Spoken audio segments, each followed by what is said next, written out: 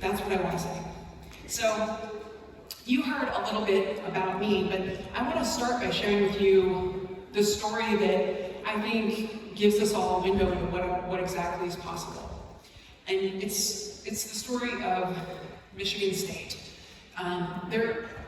About 10 years ago, there was a professor and a UI fellow, which is kind of like a early career professional. This was a program that we developed that was actually modeled after ASU, and with a UI fellows program. So you have someone who's been at MSU for 3 months, and a professor, and they get stuck in the airport because there's a snowstorm in Atlanta, which I think we all know means there was a slight dusting of snow. And it was after the first UIA convening, and they had just heard all these fantastic things about how Georgia State was the national model for student success, and they'd eliminated race and income as a predictor of outcome, done these things that had never been done before. And they'd done it by not changing who they admitted. But what you heard behind every innovation, every solution, was actually this very simple thing called process mapping. And it was just like, literally, here's the innovation. Again, love story. It's a Post-it note. That's it. It's people getting the time to actually see the system for how the students are experiencing it, as opposed to our fantasy of what we think is happening. And so this professor and this early career professional, again, don't have any extra permission or anything, decide they're going to actually take that idea and they're going to go back to MSU and they're going to create an experience where they're going to invite people who maybe work on student success into a room for half an afternoon. And what they're going to do is map just one moment in time. And that is from the day the student gets admitted to the day they show up on campus. So 3 months. And during that time, that's what this is the map of that window. They see all these different things that happen.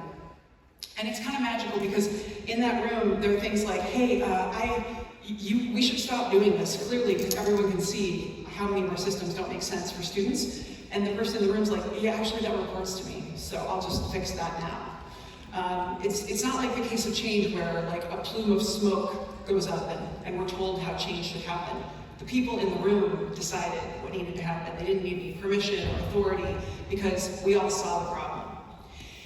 But on the email line, they saw that in that 3-month window, there were 450 Post-it notes, which means that every incoming student at MSU receives 450 emails in 3 months from MSU. You know what that says? Don't check your email and sign up for Quidditch.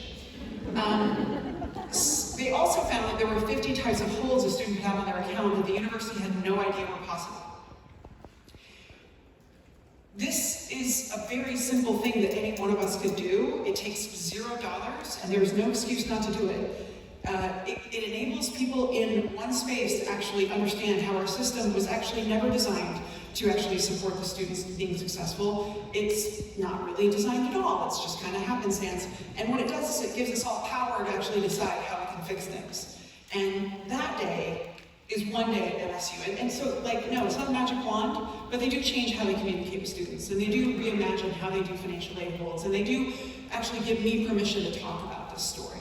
Can you imagine that? Because if you don't know what your email load is, it's 500, not 450.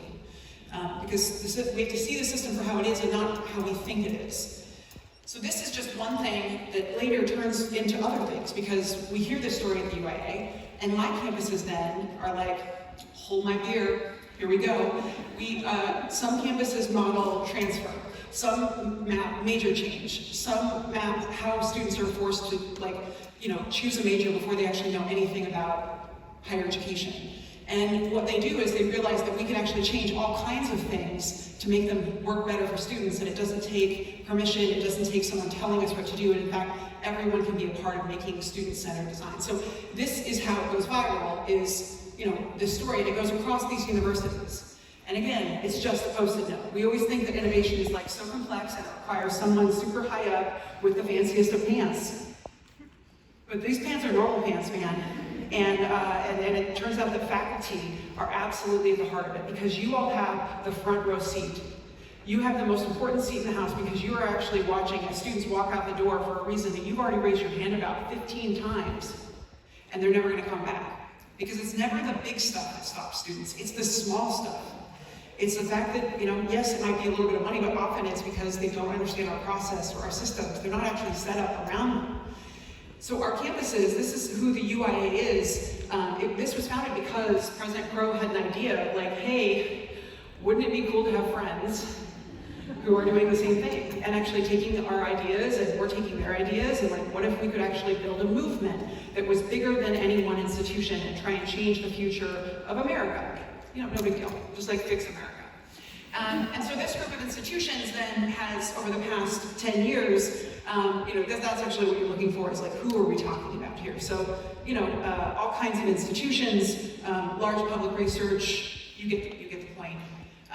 And our general thesis is that if you're going to invest in any sector in higher ed, we would suggest that large public research universities are pound for pound, dollar for dollar, the best investment in terms of changing the trajectory of the United States, because we serve low-income students at a scale that is completely unprecedented, and that's what we want to work on today. That's what the charter is about. It's not just admitting them, but actually making it so that they graduate at the exact same thing.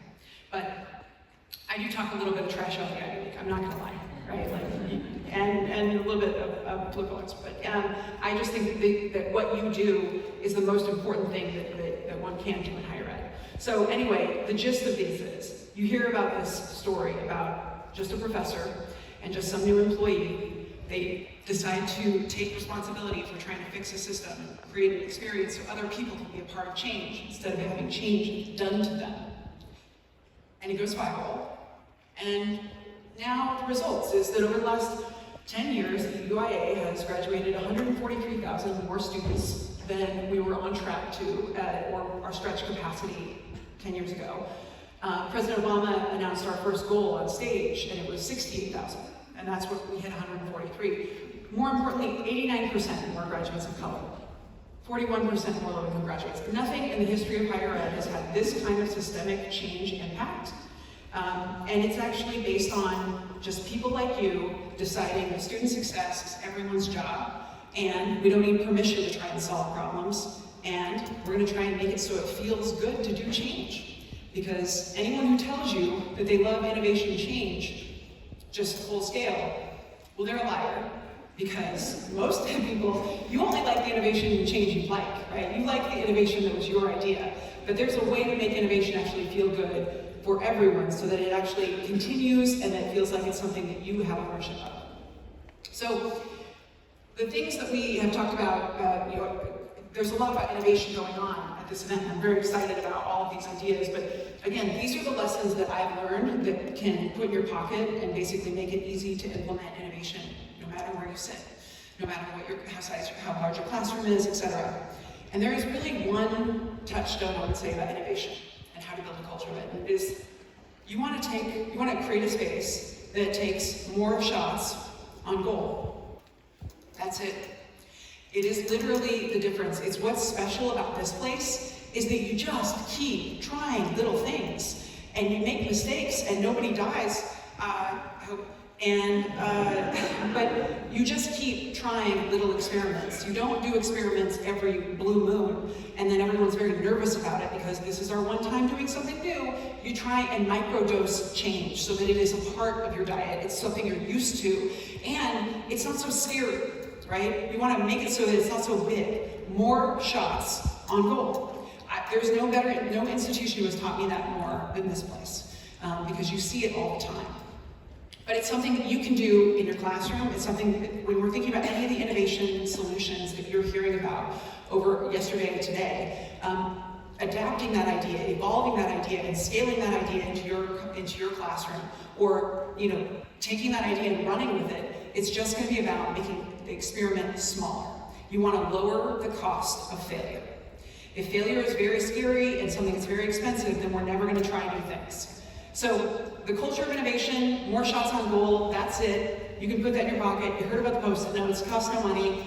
You're good. All right? That's all you needed from me today. Well, yes, I will. No, I'm just kidding. But I do want to actually go into the details of the kinds of other tools that are helpful for you, because I believe that innovation work is everyone's work, and that student success work in particular, like we need everybody, because the future of our America, the future of our democracy is totally dependent on us being able to figure this out, to make it that this place is a talent activator. That it doesn't matter what your background, it doesn't matter what neighborhood you grew up in, that there is genius potential in anyone, and it's our job to squeeze that potential out of you. Our job is to actually bring it forth in society, because imagine what it's going to be like 20 years from now. Imagine a world in which we actually have everyone's talent that is contributing. What kind of a different society would we have? Because there are people who are born in places that we'll never know about who could actually figure out the complex problems facing us, right? But it's higher education that is the secret sauce. We're the activator of the talent. And so we have to do that at a much broader scale. And I know that because I'm biased. So I feel like this is where I should probably just own that I don't have a neutral perspective on higher ed. So you can disregard my bias once you know it. And that is that higher ed totally changed my life. I grew up in poverty in rural Montana, in a family of 4 living on less than $17,000 a year. My father was paralyzed when I was 2 years old. My mom stayed home and took care of him. So we basically had 100% unemployment and just lived on his Social Security. And I mean, I didn't know we were poor though. Like, there were other weird things going on. Like we lived off the land, kind of off the grid, because my parents were doomsday preppers. Oh yeah, pretty sweet. Like already, the fact that I'm from Montana, you're like, she can turn anything into jerky. And it is true, it is true.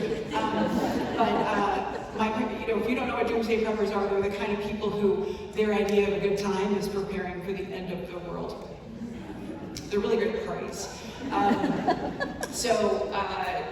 We don't, like, I didn't know there was like so much other weird stuff happening. My parents, you can't, like Y2K is still too soon to talk about.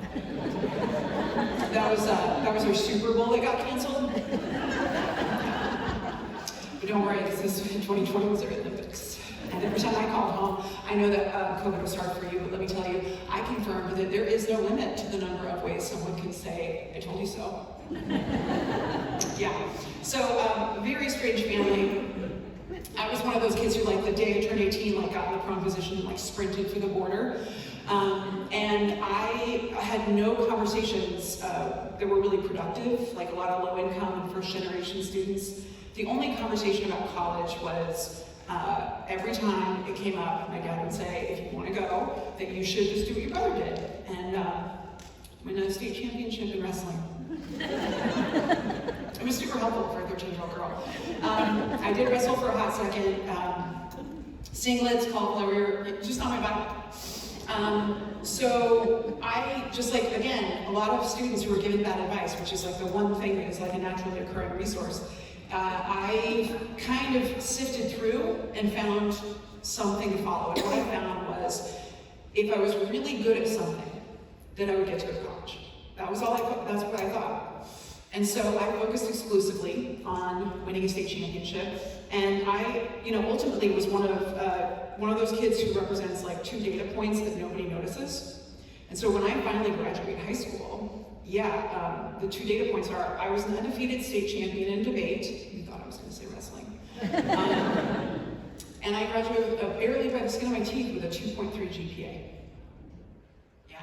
So when you think about those students who come in and you're like, and you see what their background is, I'm just saying, like, this is what 2.3 GPA can end up doing. I'm just saying. So, the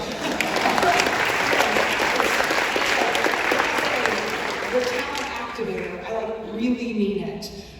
Because, at first one of the things I confirmed when I graduated is that people aren't nearly as interested in a mediocre student who can argue about it as they are a Big Ten wrestler, which is good. But I stumbled to a community college.